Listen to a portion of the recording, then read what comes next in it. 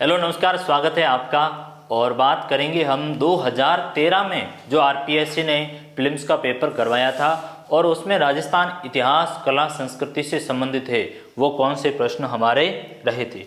तो ये हमारा जो कार्यक्रम है वो अभ्यास बैच चल रहा है और जिसमें 1995 से लेकर के 2021 तक प्रारंभिक परीक्षा में जो प्रश्न आए हैं उन सभी प्रश्नों को हम यहाँ पर है वो सॉल्यूशन करेंगे, प्रकृति को समझेंगे किस तरह के है वो प्रश्न पूछने की परंपरा आरपीएससी ने है वो बनाकर रखी है, किस टाइप से प्रश्न है वो हमें पूछे जाएंगे। तो 2013 का दौसा में भी पेपर हुआ तो इसलिए दो पेपर इसमें हमने साथ में लिए हैं। तो उनसे संबंधित है वो पहला प्रश्न आपके सामने निकल करके आया है और प्रश्न कुछ इस प्रकार से आया हुआ है कि निम्नलिखित युद्ध राजस्थान इतिहास में सीमा चिन्ह है। तो युद्ध यहाँ पर है वो दिए गए हैं और इन युद्धों का है वो तिथि क्रम के अकॉर्डिंग हमें सीक्वेंस से करना है, कौन सा पहले है कौन सा बाद में है। तो सही तिथि क्रम में रखते हुए सही उत्तर का है वो चयन करना है। खानवा का युद्ध, भटनेर का युद्ध, सुमेलगिरी का युद्ध और हल्दी घाटी का युद्ध। दोस्तों इन युद्धों की यदि बात करें तो ये राजस्थान के जो राजवंश करके महत्वपूर्ण टॉपिक हमारा आता है, उन राजवंशों में संबंधित जो युद्ध हुए थे उनसे संबंधित प्रश्न आता है। जैसे खानवा का है तो ये गोहिल वंश से संबंधित है, वो मेवाड़ महाराणा सांगा की बात होती है, वहां से प्रश्न निकल करके आता है। फिर यहाँ पर ये भटनेर का भाटी वंश है, जैसलमेर का, उनसे संबंधित है। गिरी सुमेल का जो राठौड़ों से संबंधित है मारवाड़ के, तो ये राठौड़ से है। और हल्दी घाटी का ये भी है वो सिसोदिया वंश मेवाड़ से प्रश्न हमारा निकल करके है। पहला प्रश्न जो इसमें दिया गया है साहब, खानवा का युद्ध है वो 17 मार्च 1527 में हुआ था। मेवाड़ महाराणा सांगा और बाबर के मध्य है वो युद्ध, सांगा वर्सेज बाबर, और जिसमें है वो बाबर विजयी होता है और महाराणा सांगा है वो पराजित हुए। राजपूताना के अलग अलग राजाओं ने संघ भी बनाया था जिसमें साथ में मारवाड़ से है वो कुंवर मालदेव भी है वो गए थे, आमिर से पृथ्वीराज कछवा भी है वो थे, लेकिन आखिर में सांगा है वो इसमें पराजित हो जाते। भटनेर का यदि युद्ध देखा जाए तो 1398 में होता है और भटनेर का युद्ध जो तैमूर के द्वारा है वो आक्रमण किया गया था, तैमूर, और दूसरी तरफ है वो भाटी राय दूलचंद थे, इनके बीच में होता है और इसमें है वो फिर तैमूर विजय हो जाते हैं और भटनेर के ऊपर एक तरह से है वो अधिकार हो जाता है। इसमें मुस्लिम महिलाओं ने है वो जोहर किया था, इस मायने में भी ये महत्वपूर्ण हो जाता है। तो मुस्लिम महिलाओं का जोहर यहाँ पर है वो होता है।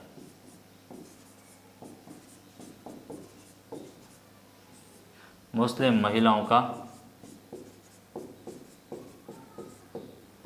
जोहर। गिरी सुमेल का जो युद्ध होता है वो सुमेल गिरी या गिरी सुमेल एक ही बात है और ये आपके 1544 के अंदर होता है। मालदेव थे जोधपुर के और वर्सेज शेरशाह सूरी, शेर खान सूरी। गिरी सुमेल का जैतारण के पास में युद्ध होता है और बड़ी मुश्किल से इसमें शेरशाह सूरी है वो विजय होते हैं और विजय होने पर है वो शेरशाह ने कहा भी था कि मैं एक मुट्ठी भर बाजरे के लिए हिंदुस्तान की बादशाहत को खो दे। तो वो इतना है वो तेज वार है वो कुंवर मालदेव का इस युद्ध के अंदर था, तो उससे संबंधित हमारी बात होती है। फिर अगला आता है हल्दी घाटी का और ये आता है 1576 के अंदर, 18 जून 1576 अकबर वर्सेज महाराणा प्रताप के बीच होता है। इस मायने में हमारा जो क्रम होगा वो पहले बी आएगा, फिर जो दूसरा क्रम आएगा पहले बी, फिर दूसरा आ जाएगा 1527 में खानवा ए, फिर तीसरा गिरी सुमेल आ जाएगा सी और चौथा डी। तो बी ए सी डी ऑप्शन हमारा होगा, बी ए सी डी ऑप्शन जो एक है वो आपका सही आंसर माना जाएगा। तो ए ऑप्शन आपका सही हो गया। तो ये युद्धों से संबंधित प्रश्न था हमारा। दूसरा प्रश्न आया है वो बिजोरिया किसान आंदोलन से संबंधित प्रश्न हमारा पूछा गया है और लंबे समय तक है वो बिजोरिया किसान आंदोलन चला था। दो कथन दिए कि ब्रिटिश दबाव के कारण मेवाड़ प्रशासन ने बिजोलिया आंदोलन से 1922 में समझौता हुआ और बिजोलिया जागीरदार ने 1922 के समझौते की भावना को मानने से इनकार कर दिया। तो दोनों वक्तव्यों को यदि देखा जाए तो दोनों ही वक्तव्य हमारे सही है, कथन भी सही है और कारण भी सही है। इस मायने में ये दोनों ही सही निकल करके आते हैं, लेकिन एक दूसरे की व्याख्या है वो ये दोनों ही नहीं करते हैं। इस बात को है वो हम ध्यान रखेंगे। तो ऑप्शन ए और बी दोनों सही। यदि बिजोलिया किसान आंदोलन की बात करें तो राजस्थान में लंबे समय तक चलने वाला जो किसान आंदोलन था वो बिजोलिया किसान आंदोलन था। 1897 में जाकर ये किसान आंदोलन प्रारंभ हुआ और आखिरकार 1941 में जाकर के ये किसान आंदोलन समाप्त होता है। इसमें है वो अलग अलग, ये बेसिक रूप से 3 चरणों के अंदर है वो किसान आंदोलन चला था और इसमें विजय सिंह पथिक ने है वो नेतृत्व भी किया था। तो विजय सिंह पथिक ने भी इसमें है वो नेतृत्व किया था, जो कि बिजोलिया के ही साधु सीताराम दास जी थे। साधु सीताराम दास के कहने पर है वो पथिक जी ने नेतृत्व वो किया था। तो बिजोलिया किसान आंदोलन है। तो एक तरह से किसान आंदोलन में है वो बड़ी भूमिका इसकी रही थी। फिर एक पर्यटन से संबंधित हमारा प्रश्न है कि राजस्थान पर्यटन विभाग द्वारा मेलों और उत्सवों का आयोजन किया जाता है, उनको कैलेंडर वर्ष के अकॉर्डिंग है वो क्रम से करना है कि पहले कौन सा होता है। चूँकि हम देखते हैं कि राजस्थान पर्यटन विभाग है वो अलग अलग पर्यटन विभाग मेले आयोजित है वो करवाता है अलग अलग समय अवधि में, तो उसका कैलेंडर की बात की गई है। इसमें यदि बात की जाए तो ऊंट महोत्सव है, ये जनवरी माह के अंदर है वो आयोजित होता है और जनवरी माह बीकानेर में है वो ये आयोजित होता है। दूसरी यदि बात की जाए तो मरु महोत्सव है, ये भी जनवरी और फरवरी, जनवरी अंत और फरवरी में है वो ये किया जाता है और ये जैसलमेर है, मरु महोत्सव जैसलमेर। एक थार महोत्सव भी होता है जो बाड़मेर में मनाया जाता है, थार महोत्सव, बाड़मेर बैलून भी है वो कहा जाता है, थार महोत्सव बाड़मेर के अंदर।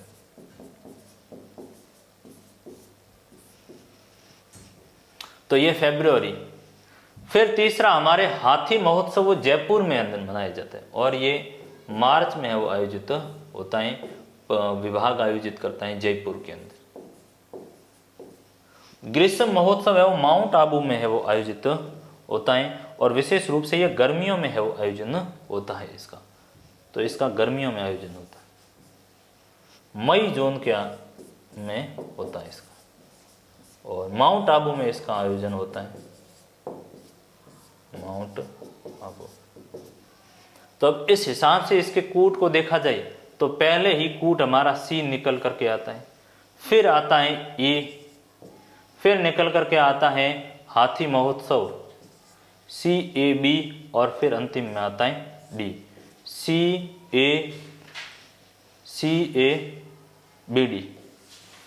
CABD option. तो ये विभाग द्वारा आयोजित होने वाले मेले। फिर ख्यातें हैं जो राजस्थान इतिहास के अध्ययन के लिए महत्वपूर्ण विषय हैं जानकारी के। मुंडियार जो ख्यात है का विषय है वो किससे संबंधित रहा है? तो मुंडियार की ख्यात का विषय है वो सिरोही के चौहानों का, देवड़ा चौहान है वो सिरोही के अंदर है, देवड़ाओं का शासन रहा था सिरोही के। फिर है वो बूंदी के चौहान है, तो ये भी हाड़ा चौहान रहे थे बूंदी के, ये भी चौहान नहीं रहे थे। मेवाड़ के सिसोदिया गुहिल सिसोदियों का और फिर है वो मारवाड़ के राठौड़। तो दोस्तों यदि मुंडियार की ख्यात की बात करें तो मुंडियार की ख्यात के अंदर मारवाड़ के राठौड़ों की है वो बारे में बताया गया है कि साहब मारवाड़ के राठौड़ है वो मूल रूप से कन्नौज से आए हुए, मूल रूप से कहाँ से आए हुए हैं? कन्नौज से आए हैं। और इसका जो संस्थापक बताया गया है वो राव सिंह को मुंडियार की ख्यात में बताया गया है, राव सिंह को बताया गया। इस बात को कर्नल टोड भी है वो इसको स्वीकार करते हैं कि ये कन्नौज के है वो आए थे एक तरीके से। तो ये कन्नौज से आए हैं, हरिश्चंद्र के ये वो वंशज माने जाते हैं। तो मारवाड़ के राठौड़ है वो माने जाएंगे मुंडियार की ख्यात के अकॉर्डिंग। फिर एक है वो चौंपा नामक जो आभूषण है वो आभूषण कहाँ पर है वो पहना जाता है? तो ये चौंपा आभूषण है कहाँ पर पहना जाएगा? आभूषण वाला हमारा जो एक टॉपिक आता है, हाथ से दांत में अंगुली और नाक के अंदर। तो दोस्तों यदि चोंपा नामक आभूषण की बात करें तो ये दांत के अंदर है वो पहना जाता है। चांदी के हैं, सोने की है, वो तारों से दांतों के अंदर है वो लगाने का काम है वो करते हैं अक्सर। तो ये दांतों की बात आ गई। फिर है वो अंगुलियों में दामनी है वो पहनी जाती है। दामनी है वो अंगुलियों में पहनी जाती है। अंगूठी है वो पहनी जाती है। अंगूठी है वो पहनी जाती है। तो हो गई। नाक में नथ है वो पहनी जाती है। नथ है वो पहनी जाती है नाक के अंदर। तो ये हाथों के अलग अलग हमारे आभूषण वाला एक टॉपिक अपने आप में आता है।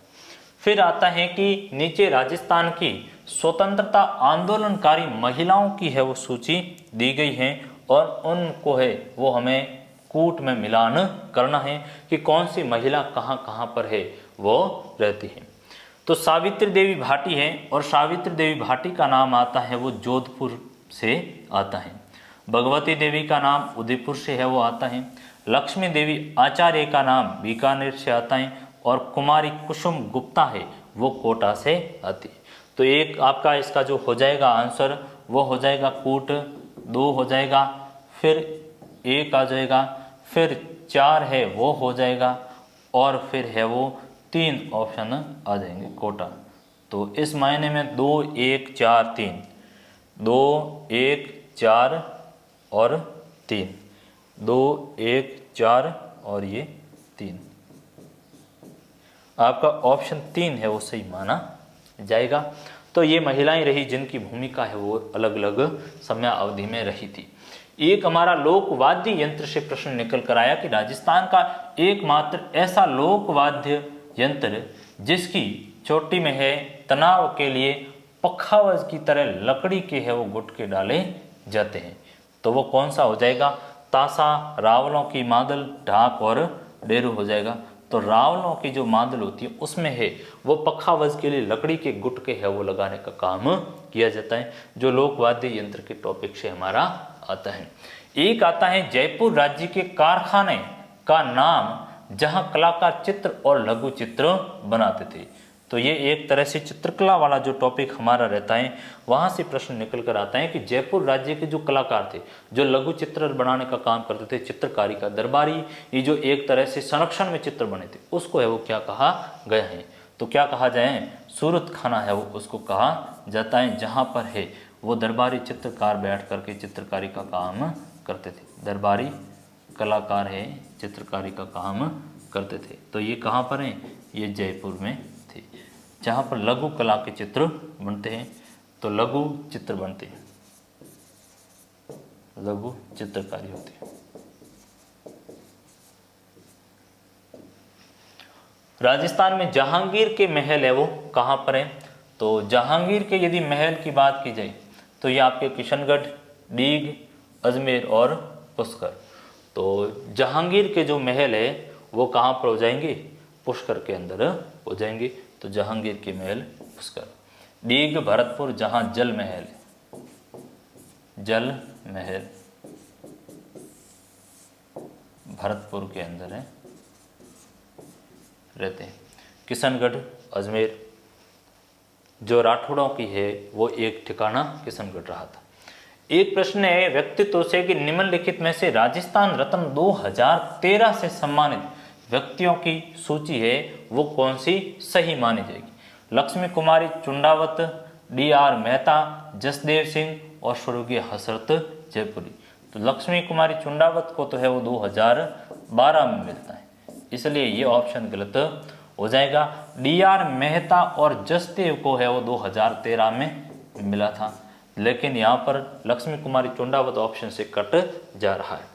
फिर स्वर्गीय गौरी देवी को मिला कला में, कैलाश सांकला को पर्यावरण और पंडित रामनारायण को है वो एक तरह से कला के अंदर मिला और स्वर्गीय नगेंद्र सिंह को न्याय के अंदर मिला था। तो ICJ में है वो जस्टिस नगेंद्र सिंह रहे थे।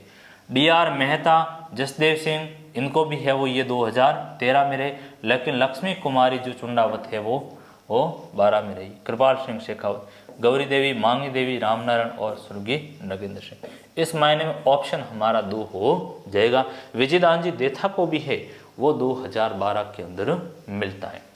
फिर है वो महान संस्कृत के कवि और नाटककार हुए थे राजशेखर वो निम्न में से किसके दरबारी रहे थे? राजा भोज, महिपाल, महेंद्रपाल और इंद्र तृतीय। तो महेंद्रपाल के भी है वो गुरु रहे थे। कौन? राजशेखर है वो रहे थे। और जिन्होंने है वो विदसाल भंजिका भी है वो लिखी थी, विदसाल भंजिका है वो लिखी, कर्पूर मंजरी है वो लिखी,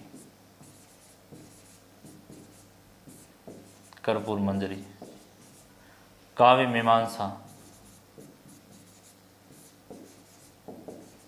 काव्य मीमांसा, भुवन कोश, हरविलास। तो ये ग्रंथ है वो एक तरीके से राजशेखर के रहे थे। फिर एक 2013 में दौसा में भी जो एक पेपर हुआ था, उस पेपर को भी है वो हम लेंगे। और उसमें जो हमारा प्रश्न था कि a survey work of ancient site along the lost Saraswati river किसका है वो कार्य था? तो एक है वो दिया गया, एक किताब का जो नाम दिया गया कि पुस्तक है वो किसकी थी, जिन्होंने इसके ऊपर शोध अनुसंधान किया था। दोस्तों, M R. Mughal, Aurel Stein, Hermann Goetz और वी.एन. मिश्रा। तो इस survey work of ancient site along the lost Saraswati river करके जो किताब लिखते हैं वो ऑरेल स्टाइन की है वो किताब रही थी। ऑरेल स्टाइन ने है भी एक तरह से घग्गर नदी जो थी, सरस्वती नदी जो लुप्त हुई, उनके ऊपर अपना शोध अनुसंधान का कार्य किया और उनको है वो लिखने का काम किया। ऑरेल स्टाइन की यदि बात की जाए तो 1927 में इन्होंने सुत कांगेडोर की है वो खोज की थी। सुत कांगेडोर जो हमारा हड़प्पा का एक स्थल रहता है, हड़प्पा सभ्यता कालीन एक बंदरगाह भी है वो था जो बलूचिस्तान के अंदर रहता है। कहाँ पर रहता है ये? बलूचिस्तान में रहता है, दाश्क नदी के तट पर। तो उसकी भी है वो खोज का काम इन्होंने किया था, दाश्क नदी के तट पर। फिर एक बड़ा नाम एम.आर. मुगल का आता है और एम.आर. मुगल ने भी है वो एक तरह से सिंधु कालीन चोलिस्तान में है वो खोज उत्खनन का कार्य इन्होंने किया था। तो चोलिस्तान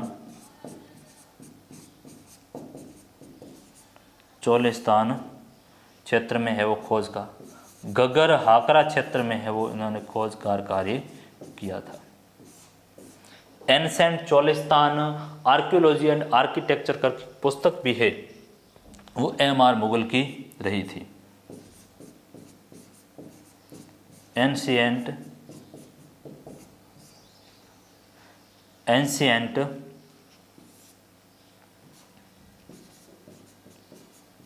चोलिस्तान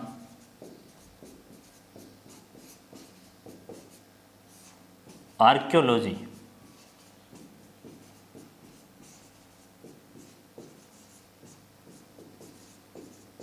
एंड आर्किटेक्चर। ये प्रश्न भी एक बार है वो पूछा गया था, इनकी किताब का नाम है। तो घग्गर हाकरा क्षेत्र में और चोलिस्तान का जो क्षेत्र है वहाँ पर खोज उत्खनन का कार्य एम.आर. मुगल के द्वारा है वो किया गया था। फिर एक बड़ा नाम है वो हरमन गोइट्स का भी नाम आता है, जिन्होंने रंग महल के है वो खोज में है वो बात काम है वो आगे बढ़ाते हैं, इसमें भी उनकी भूमिका रही। वी.एन. मिश्र का नाम बागोर के अंदर है वो आता है, बागोर की सभ्यता वही भीलवाड़ा वाले कोठारी नदी के तट पर मध्य पाषाण काल की साइट है वो बागोर मानी जाती है, वहाँ से प्रश्न हमारा था। फिर एक है दामना नामक आभूषण है वो कहाँ पर पहना जाता है? तो दामना नामक आभूषण कहाँ पर पहना जाएगा? अंगुलियों के अंदर है वो पहना जाता है, हाथ में, कान, नाक, कान, तो अंगुली में पहना जाता है, जो सिंपल आभूषण का प्रश्न रहता है। इससे ये संबंधित रहता है कि आभूषण से बार बार प्रश्न आ रहे हैं, लोक वाद्य से आ रहे हैं। निम्न में से किसे यूनेस्को द्वारा 2010 में विश्व विरासत सूची में है वो शामिल किया गया था? तो यूनेस्को की हेरिटेज साइट में 2010 में है वो किसको शामिल किया गया था? तो इस 2010 के अंदर है वो जंतर मंतर जयपुर को है वो शामिल किया गया था। इसको है वो ध्यान में रखेंगे। केवलादेव राष्ट्रीय उद्यान 1985 में ये भी है वो और यूनेस्को के अंदर है वो शामिल रहा था। फिर है वो और रणथंभौर है, कुंभलगढ़ है, ये 6 किले भी है वो यूनेस्को की हेरिटेज साइट में रहते हैं, तो इनको भी है वो लिया गया। रणथंभौर को लिया गया है, कुंभलगढ़ लिया गया है, चित्तौड़गढ़ है वो लिया गया है, गागरोन है वो लिया गया है, जैसलमेर का सोनार किला है वो लिया गया है। ये भी यूनेस्को की हेरिटेज साइट के अंदर है वो इनका नाम आता है। कौन सा युग्म है वो सही है और 3 है वो गलत है। तो सही कौन सा है उसको बताना। खड़ताल है वो सुशीर वाद्य यंत्र है, तो खड़ताल सुशीर वाद्य यंत्र नहीं है। खड़ताल है वो क्या है, एक तरह से रबाब है वो तत्ववाद्य यंत्र है। बांकिया घन वाद्य यंत्र है और डेरू है वो सुशीर वाद्य यंत्र। तो सही है वो क्या हो जाएगा, रबाब है वो तत्ववाद्य यंत्र है, बाकी नहीं। बांकिया है वो क्या है, बांकिया है वो सुशीर है, सुशीर है। डेरू है वो क्या है, डेरू अवनद है, डेरू है वो अवनद वाद्य यंत्र।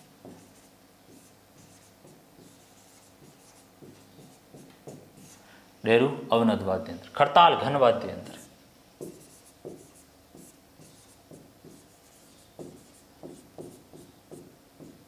घन वाद्य यंत्र हो जाए। तो रबाब तत्वाद्य यंत्र है वो एक सही माना जाएगा। अगला प्रश्न है वो त्योहारों से संबंधित है कि कौन से त्योहार कब मनाए जाते हैं, उनको तिथि क्रम में है वो हमें करने होते हैं, कैलेंडर के अकॉर्डिंग है वो करने होते हैं। तो पहला आता है छोटी तीज, आखा तीज, गणगौर और कजली तीज। तो पहला ये आता है हमारे कौन सा, गणगौर, जो चैत्र शुक्ल माह में आती है, चैत्र मास के अंदर आती है। फिर आती है आखा तीज और अक्षय तृतीया जो कि वैशाख माह में आती है, वैशाख माह में अक्षय तृतीया है वो आती है। छोटी तीज आती है श्रावण के अंदर आती है, श्रावण माह में है वो छोटी तीज आती है। और बड़ी तीज कजली तीज आती है वो भाद्रपद में आती है, भाद्रपद माह में है वो ये तीज आती है।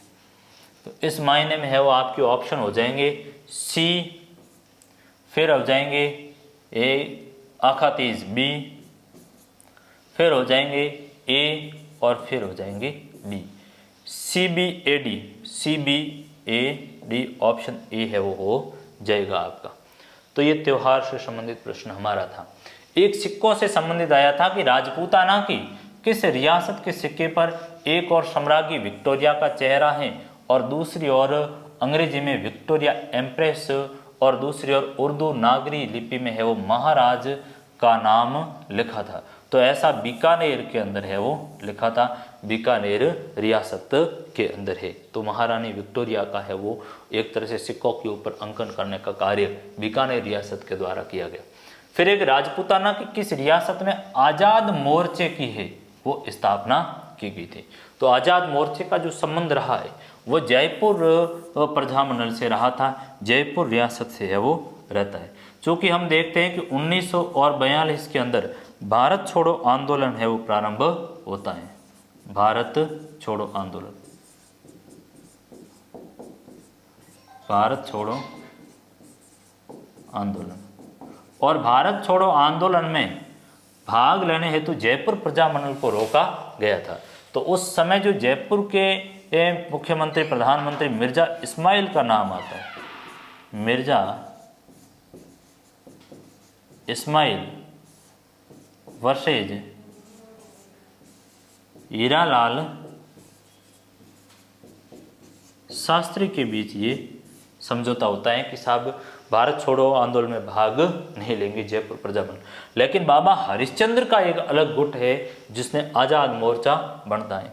तो अलग है वो जिन्होंने, जो बाबा हरिश्चंद्र का एक गुट था, बाबा हरिश्चंद्र, जिन्होंने कहा कि नहीं हम तो भारत छोड़ो आंदोलन में भाग लेंगे, और आज़ाद मोर्चा इन्होंने अलग से बनाया था। आज़ाद मोर्चा बनाया कि हम भारत छोड़ो में क्या करेंगे, भाग लेंगे, भारत छोड़ो हम भाग लेंगे।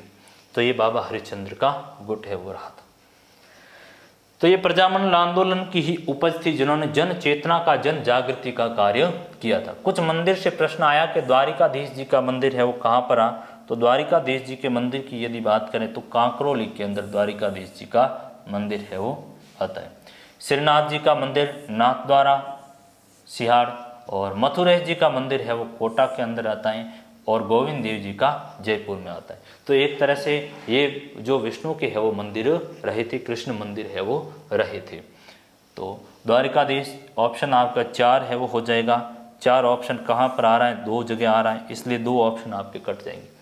फिर श्रीनाथ जी का मंदिर 2 नाथ द्वारा, तो बी में है वो देखते हैं कि 2 आ रहा है, बी में 2 एक ही जगह आ रहा है, इसलिए ये भी ऑप्शन कट जाएगा। मथुरेश जी का कोटा है और गोविंद देव जी का जयपुर है।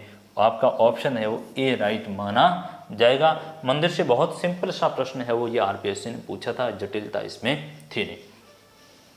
फिर राजपूताना की रियासतों के साथ जो अधीनस्थ पार्थक्य की संधियां की गई थी उनकी बात है वो की गई कि निम्नलिखित रियासतों ने 1817-18 में ईस्ट इंडिया कंपनी के साथ संधि पर हस्ताक्षर किए थे। कोटा, जोधपुर, करौली और उदयपुर, इनमें से कौन सा अनुक्रम काल क्रमानुसार सही था? इसमें हमें तिथियों का ध्यान रखना है कि जो अधीनस्थ पार्थक्य की संधियां 1817-18 में हुई थी उनको है वो ध्यान रखना है। एक बार यहीं से प्रश्न पूछा गया था कि ये संधियां करवाते कौन है, तो मेटकाफ की जो बड़ी भूमिका रही थी 18 में, शायद प्रश्न ऐसा पूछा गया। तो यहीं से दाएं बाएं से प्रश्न आया था, कोई ज्यादा गहराई से प्रश्न पूछा नहीं जाता है। इसमें जो बड़ा नाम आता है वो पहला ही आता है करौली का, और करौली है वो 9 नवंबर 1817 को करती है। करौली के जो शासक थे वो हरबख्श पाल सिंह थे, हरबख्श पाल सिंह जी है वो थे। तो इन्होंने है वो संधि करती हैं करौली पहली बार। फिर आता है कोटा, और कोटा में है वो संधि करते हैं 26 दिसंबर 1817 को, और उमेद सिंह जी है वो कोटा के शासक थे, उमेद सिंह जी प्रथम, इन्होंने है वो ये संधि की थी। फिर हमारे सामने जो तीसरा बड़ा नाम आता है वो आता है जोधपुर का, और जोधपुर है वो फिर संधि करता है 6 जनवरी को, 6 जनवरी 1818। और फिर आता है उदयपुर का नाम आता है। तो ये है वो एक संधियों का क्रम रहा था। पहले करौली आ जाएगा, सी है वो ऑप्शन में आ जाएगा, तो सी आ जाएगा, इसलिए 2 हम कट कर लेते हैं। करौली के बाद में है वो कोटा का आएगा, सी के बाद में ए आएगा, तो सी के बाद में ए और फिर बी और डी, तो इसलिए ऑप्शन हमारा क्या आ जाएगा? सी ए बी और D, C A B D, C A B D, option ये आपका हो जाएगा। पहले करौली आ जाएगा, फिर कोटा आ जाएगा, फिर जोधपुर और फिर उदयपुर है वो, ये ऑप्शन आ जाएंगे। अगला जो प्रश्न हमारा था कि कौन सा कथन है वो सत्य नहीं है, उसको है वो देखना है कि खालसा भूमि राजा के नियंत्रण में है वो होती थी। जागीरी भूमि पर जागीरदार या ठिकानेदार का नियंत्रण पैतृक होता था, परंपरागत होता था, बिल्कुल सत्य बात है ये। फिर भूमियों को कुछ भूमि उनकी चौकीदारी की है वो सेवाओं तथा मार्गों की सुरक्षा में कर्तव्य पूरा करने के लिए दी जाती थी, यह भी है वो सत्य। और चरणिता भूमि पर राजा का है वो नियंत्रण होता था, तो ये कथन गलत है। खालसा भूमि सीधी राज्य के नियंत्रण में होती थी, बिल्कुल सत्य। चरणिता भूमि का मतलब हुआ चारागाह भूमि, चरणिता भूमि का मतलब क्या हुआ? चारागाह जो भूमि होती थी जिस पर राजा का नियंत्रण नहीं होता था, संबंधित गांव का नियंत्रण होता था, संबंधित गांव का पंचायत का है वो नियंत्रण होता था, पंचायत का नियंत्रण होता, क्योंकि पशुओं के लिए खुली रखी जाती थी, जहाँ पर है वो पशुओं को चारा है वो मिलता था, ईंधन है वगैरह गांव में मिलते थे, उस हेतु। तो ये चरणिता भूमि है वो क्या हो जाएगा? इसका है वो सही नहीं है। बाकी तीनों के तीनों कथन सत्य माने जाते हैं, तो इस मायने में आपका आंसर है वो हो जाएगा क्या? डी माना जाएगा। तो ये तो हमने है वो कुछ प्रश्न है वो लिए थे कि 2013 में और दौसा में जो पेपर होता है उन दोनों से ही प्रश्न पूछे गए थे। 2013 का पेपर है वो रद्द होकर के फिर 15 में पुनः करवाया गया था। दौसा में भी पेपर है वो लीक होने के कारण फिर करवाया जाता है। तो दोस्तों ये पेपर 13 तक है वो हमारी बात हुई। आगे जो भी कोई क्लास होगी उसमें 12 के पेपर को हम लेंगे, और साथ ही साथ है वो आप टेलीग्राम को अवश्य है वो ज्वाइन कीजिए। Thank you very much.